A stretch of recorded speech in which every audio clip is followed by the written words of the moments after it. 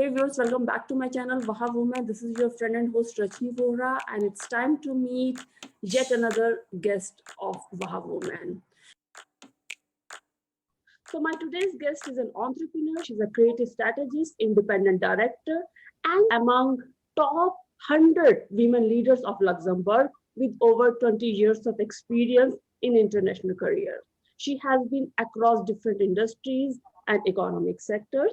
Ladies and gentlemen, boys and girls, put your hands together to welcome very talented, very skilled Patrizia Luchetta.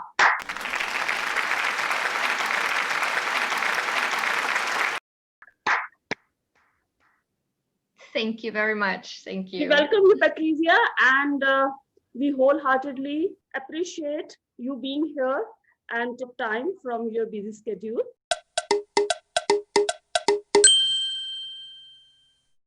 As I see your interesting profile, where I find you wearing different hats in one life. I don't know how did you make it possible, because you have been into an array of professions, into diverse industries, different profiles. Did it happen with the flow of life, or you just planned, or you were very experimental with life and loved these kind of adventures? It happened a bit like in the flow. Yeah. But I think if I reflect back on the changes that I have made, I think I was millennial before the term millennial became fancy. Yeah. I have always looked for jobs that would fulfill me, where I could learn something, and where I would be with people that could teach me something. And so very often I changed job at the point where I felt there was no improvement left for me to do, where I could either not bring more to the company, or the company wasn't bringing me what I was looking for. Yeah. And so the different areas, that was a bit by accident. It was just opportunities that would come up at a moment where I was thinking of changing jobs. Okay, great. So Patrizia, I mean, since you told me that it just happened with the flow of life, but I'm sure, because I have also been into different industries, different professions, and I have always understood that there is always some upside and downside of both, because on one on one aspect is that you get to learn a lot when you happen to be in different industries, different professions, but then there are downsides also. What sort of challenges did you face, and what benefits did you see getting into diverse industries and different professions?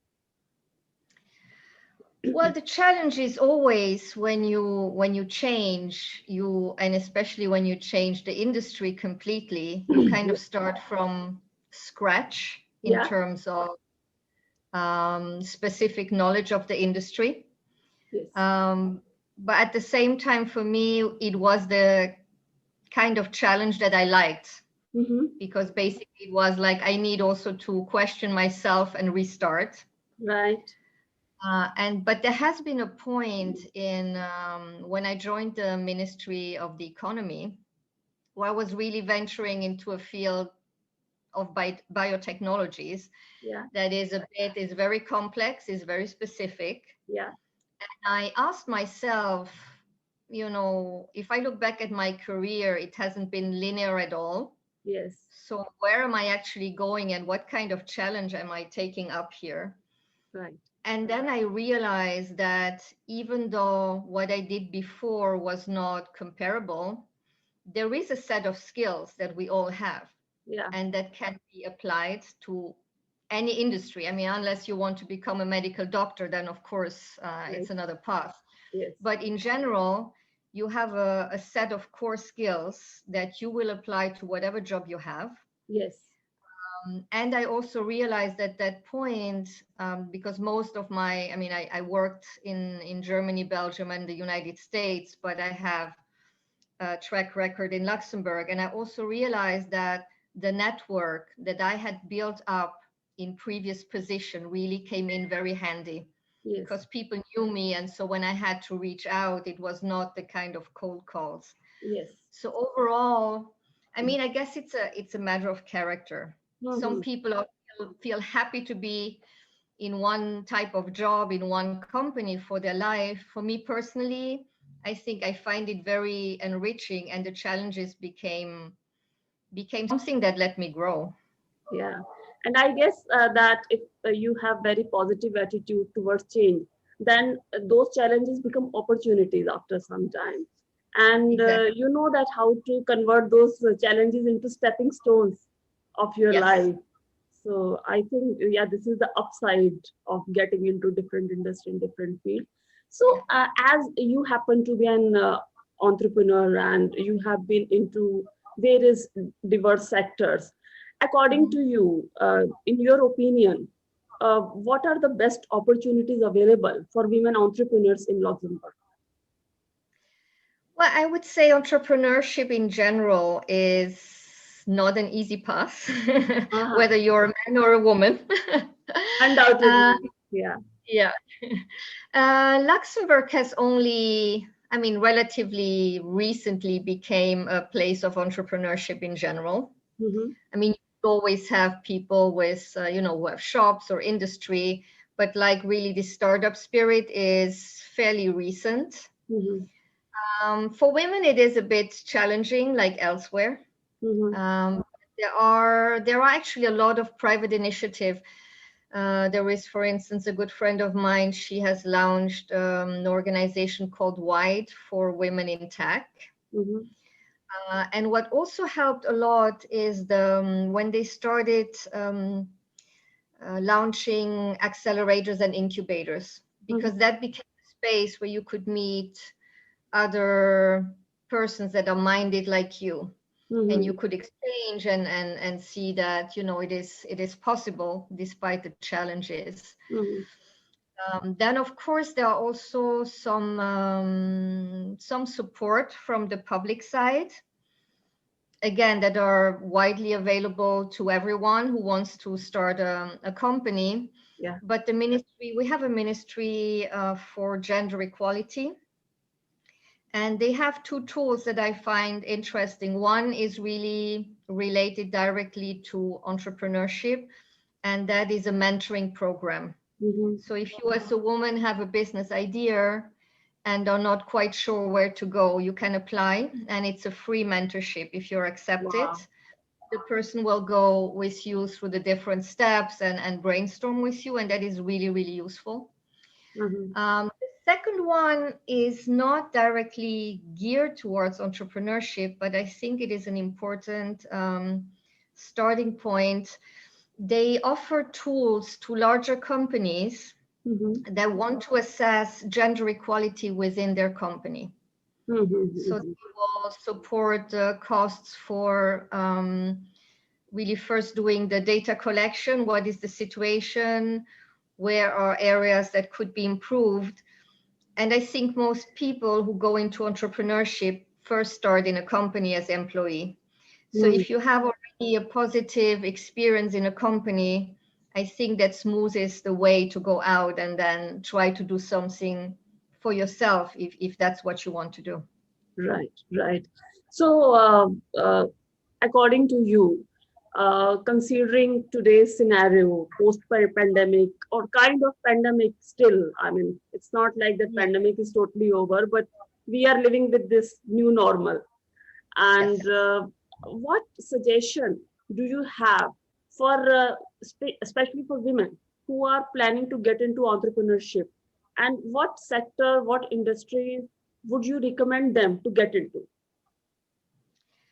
Well, I think it's a challenging, very challenging period, and we don't know how long it's going to last. But at the same time, it is really an opportunity Mm-hmm. because there are a lot of things that we can't do anymore that we would do in regular times. Yes. And so it also gives some space to maybe work on an idea that you had Mm-hmm.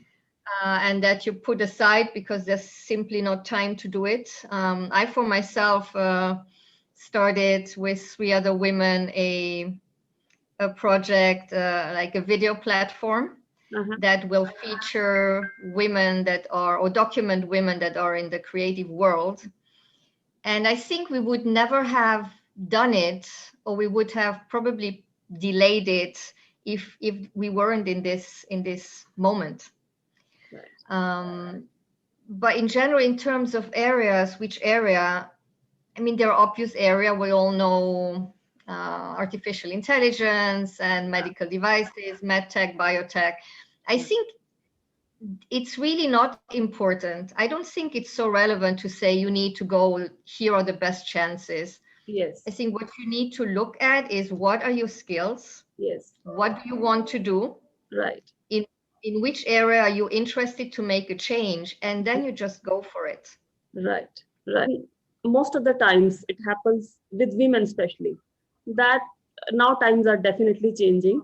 But if I consider from a stereotypical thinking point of view, the way people look at life and the way people look at women's career, so it is not generally taken very seriously in general. Of course, times are changing now. And we, every time, we don't have that much destiny or fortune to plan our career as per our wishes, or even if we have planned, things don't happen the way we have planned. We have to make changes, adjustment according to circumstances, families, so many things are there. So that is why I think somebody who is getting into any profession, like which is very skilled profession, where you should have started your career from that kind of studies only, then that's a different thing. But sometimes you just happen to be entrepreneur like this. Okay, now I can't do anything in my life because circumstances do not allow it. So let me start something of my own. So in that case, do you think there is something which anybody can jump to and arrange? Yeah, it's I mean, what you see a lot, and here I don't want it to sound like too gendered. Yeah. But I will go back a bit. What really I find a bit annoying these days, Yes, is that all of a sudden it's only fancy if you are in high tech. Yeah. If you are in something where you sell something, or it's a craft, and you try to sell your product, it's kind of looked at a bit like, okay, this is just a plan B or an option B, and it's because it's a woman. And I don't think it's right. I'll take the example of the lady who invented this famous spandex. I mean, if you look at it, a man would probably look at it at the beginning and say, what is this? It's just something for women. No, it is not. Yes. I mean, even someone I am not, who is very skilled at cooking, can make an excellent business out of it. Right. So I think the most important is, don't try to go into something just because you think that is what will work best. I think it's important that you yourself believe in your idea. And even if it's just, knitting clothes for babies, why not? Yes.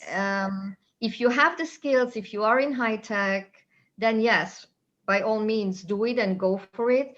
But don't hold back just because your skill is not among the fancy one. That is really my advice, because there are a lot of opportunities out there. Right.